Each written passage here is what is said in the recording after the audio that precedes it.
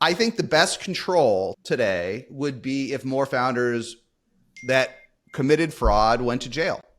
I just think if every month someone went to jail that completely lied, I know Rory disagrees, completely lied in a round, sent financials where they aggregated all their year's revenue in 1 month, where they pretended unpaid pilots were pilots. If a couple of these went to jail every month, I think it would have the proper chilling effect and mitigate the rampant fraud we're seeing today. I just think it would be helpful for the ecosystem if that were penalized. And I know Rory thinks it's a cost of venture, but I think it's reaching an all-time high, and it's a net. In the end, it's a net negative if trust breaks down in investing, because there's just so much.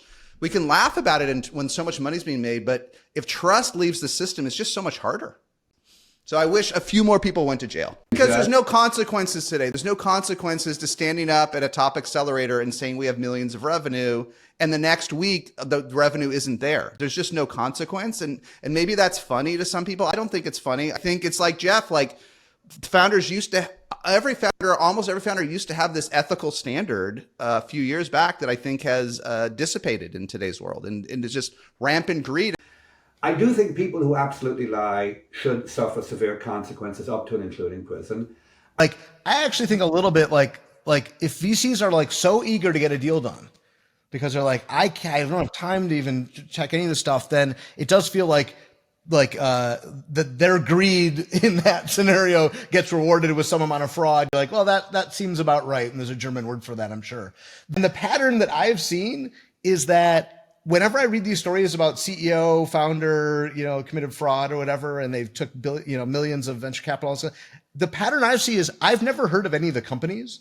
And so maybe that's just me, like I'm an old man and I'm not keeping up with all the cool things, but there's like this sort of thing where like, well, if I've never heard of all these things, maybe there wasn't a lot of real behind them and they just look good on paper, because as a real human being operating in the world, if I've never even read a story about these companies, let alone an active user of them, something seems a bit odd. The commission of the crime is on the 22-year-old who lies, and they pay the consequence. But there was a little bit of me saying the 40-year-old running a lot of money, who's sophisticated, who's running a big firm, they kind of owe the system the duty of care to check some of this shit and not be carried away. It would be better if the people who are paid for their judgment exercised that judgment and a few times said, slow down here, maybe we should have an audit to people before we manage 50 billion of other people's money.